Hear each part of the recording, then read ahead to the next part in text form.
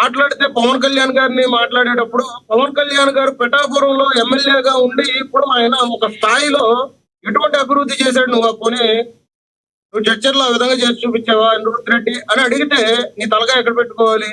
ఇవాళ రోజున సినీ పరిశ్రమ మీద పవన్ కళ్యాణ్ గారు గుడుంబ తాగారు, లేదంటే మామ పెగ్గులా అని చెప్పేసి బాలకృష్ణ గారు ఒక సినిమాలో మాట్లాడారు. మేము దాని గురించి మాట్లాడితే తప్పు లేదా?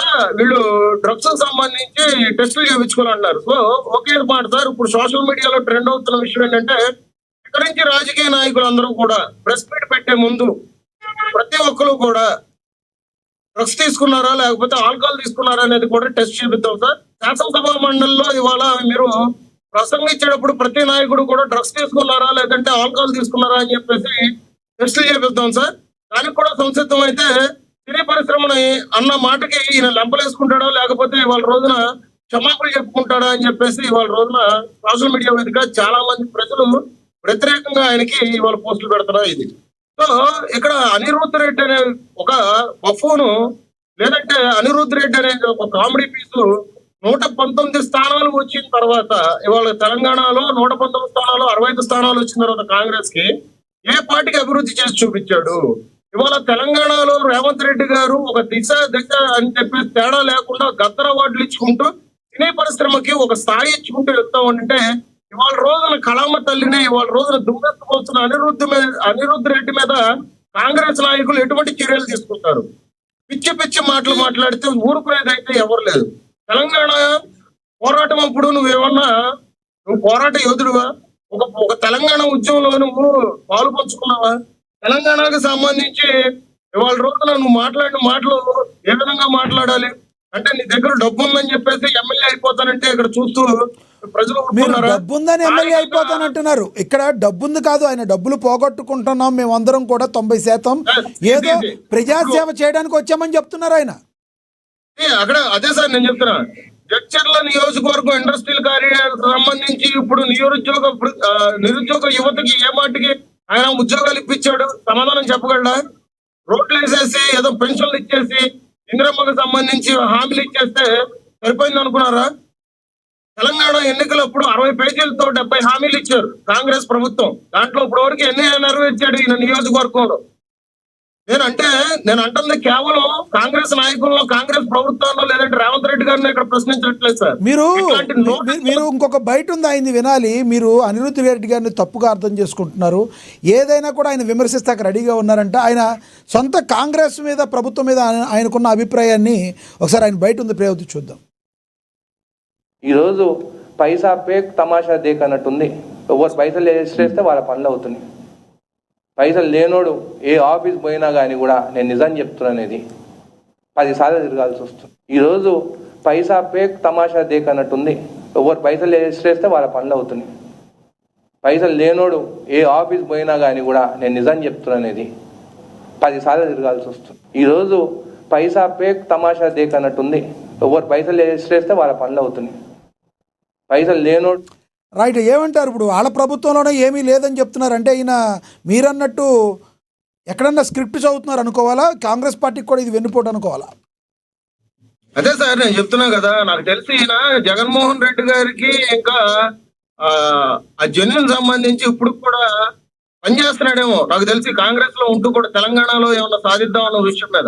ఎందుకంటే అనిరుద్ధ్ రెడ్డి అనే వ్యక్తి సర్పంచ్ గా పోటీ చేస్తే సొంత ఊర్లో కూడా చీకొట్టి పంపించిన వైనం అది గుర్తుపెట్టుకోవాలి. ఇవాళ రోజున పైసా ఫేక్ తమాషా దేకన్న మాట మాట్లాడాడంటే నువ్వు ఎన్ని పైసలు ఇస్తే ఇవాళ రోజున జడ్చర్ల ఎమ్మెల్యేగా నువ్వు గెలిచావు, దానికి సమాధానం చెప్పగలవా? నీ ఎన్నికల లెక్కలేంటో బయట పెట్టగలవా? ఇవాళ కళామ తల్లి ముద్దు పెట్టాలని ఇవాళ కళామ తల్లిలో పనిచేసే నటుల్ని నువ్వు ఇలా విమర్శిస్తున్నావు అంటే, ప్రజానాయకుడు అయినటువంటి పవన్ కళ్యాణ్ గారు లాంటి వ్యక్తులు నువ్వు విమర్శిస్తున్నావు అంటే నీ స్థాయి ఏంటి? అంటే ఇంకొకటి కూడా ఒకటి మిమ్మల్ని అడగాలి. ఇప్పుడు మీ పవన్ కళ్యాణ్ గారు అంటే ఇప్పుడు ప్రజాక్షేత్రంలోకి వచ్చిన తర్వాత చాలా జాగ్రత్తలు తీసుకుని సినిమాలు చేస్తున్నారు. సిగరెట్లు కాల్చటాలు కానీ లేదంటే ఇలాంటి మందు సీన్లు కానీ చెప్తున్నారు. అదే అలాంటివి చేయట్లేదు. అయినా అంతకుముందు యాడ్లు కూడా మేము చేయనని చెప్పారు, కొంత బాధ్యత తీసుకున్నారు. కానీ సినిమా యొక్క ప్రభావం పిల్లల మీద ఎక్కువగా పడుతుంది. ఈ మాట వాస్తవం. వాళ్ళు కూడా కంట్రోల్లో ఉండాల్సిన అవసరం ఉందంటారా లేదంటారా చెప్పండి. సినీ పరిశ్రమ ప్రతిసారి కూడా ఒక సినిమాను, ఒక సీరియల్ లేదంటే ఒక కార్యక్రమాలు ఏదైనా పెట్టినప్పుడు ప్రతిసారి కూడా స్టార్టింగ్ లో 12 ఏళ్ల పిల్లలు కానీ 16 ఏళ్ల పిల్లలు కానీ తల్లిదండ్రుల పర్యవేక్షణలో చూడాలి అని చెప్పేసి చెప్తూ ఉంటారు. సినిమా అనేది ఇవాళ వరకు కూడా ప్రతి ఒక్కరు వినోదం కోసం చేసే ఇదిగా ఉండాలి కానీ ఇవాళ రోజున ప్రతి ఒక్కడు శక్తిమాన్ అయిపోడు, అట్లాగే ప్రతి ఒక్కడు స్పైడర్ మ్యాన్ అయిపోడు. ఎందుకంటే సార్ ఆ వినోదాన్ని ఆ 2 గంటలు 3 గంటల పాటు మనం థియేటర్ వరకు లేకపోతే 1 గంట పాటు టీవీ ముందు ఉంచి మనం ఆనందం పొందాలే తప్ప ఇవాళ సినీ పరిశ్రమని ఇవాళ రోజున మనం దాంట్లో చేసే క్యారెక్టర్ని మనం అంబిషన్ గా చేసుకొని ఇవాళ రోజున మనం దాని ప్రకారంగా మనం ప్రవర్తించడం అనేది సో correct కాదు. మంచిని తీసుకొని చెడును వదిలేయాలంటారు. సరే అది ఏదన్నా సార్ సమాజానికి స్ఫూర్తినిచ్చే విధంగా మంచి పనులు దాంట్లో ఏమైనా ఉంటే దాన్ని మనం తీసుకోవడమే తప్పించి చెడుని మనం ఎప్పుడు తీసుకోకూడదు. సినిమా అనేది వినోద ప్రకారంగానే చూడాలి. ఇక్కడ ప్రధానంగా ఇంకో మాట చెప్పాలంటే ప్రతి ఒక్కసారి కూడా ప్రతి నాయకుడు కూడా అయిపోదామని ఇవాళ పవన్ కళ్యాణ్ గారినో లేదంటే సినీ పరిశ్రమను టార్గెట్ చేసి మాట్లాడుతున్నారే తప్పించి ఇవాళ వాళ్ళ డొల్లతనం ఏంటనేది వాళ్ళ నియోజకవర్గాలతో వెళ్ళి అక్కడ మాట్లాడితే చెప్పే పరిస్థితి ఉంది సార్. సో అనిరుద్ధ్ లాంటి మనిషి ఎప్పటికైనా కానీ కాంగ్రెస్ పార్టీకి చాలా విషబీజం లాంటోడు. అది ఒకసారి రేవంత్ రెడ్డి గారు కూడా ఒకసారి ఆలోచించి ఆయన మీద చర్యలు తీసుకోవాలి.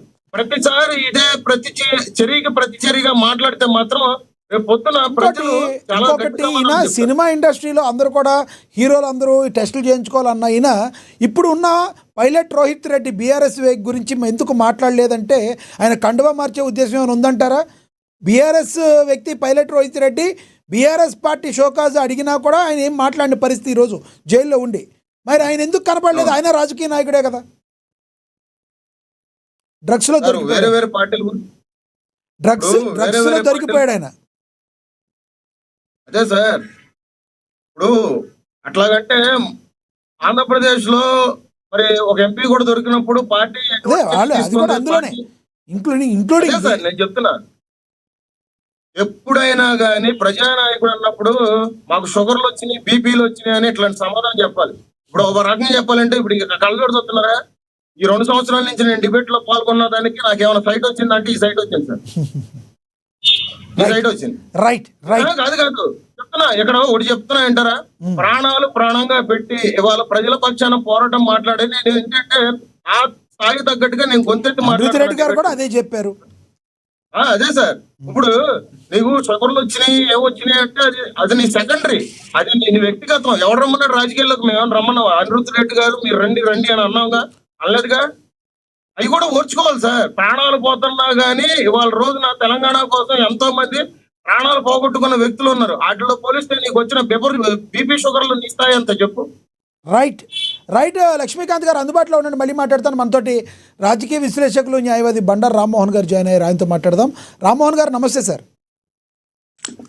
నమస్కారం లక్ష్మీకాంత్. రామ్మోహన్ గారు సార్, రామ్మోహన్ గారు అనిరుద్ధ్ రెడ్డి గారు ఏవైతే ఉన్నారో కొన్ని వ్యాఖ్యలు చేశారు. ఆయన ఇప్పసారా గురించి మాట్లాడుతూ కొంతమంది ఎమ్మెల్యేలు ఎమ్మెల్సీలతో కూడా సంతకం చేయించుకున్నారు. గిరిజనులకు చేయూతనివ్వాలి అనేది ఆయన యొక్క అభిమతం మంచిదే. అదే సమయంలో సినీ ఇండస్ట్రీ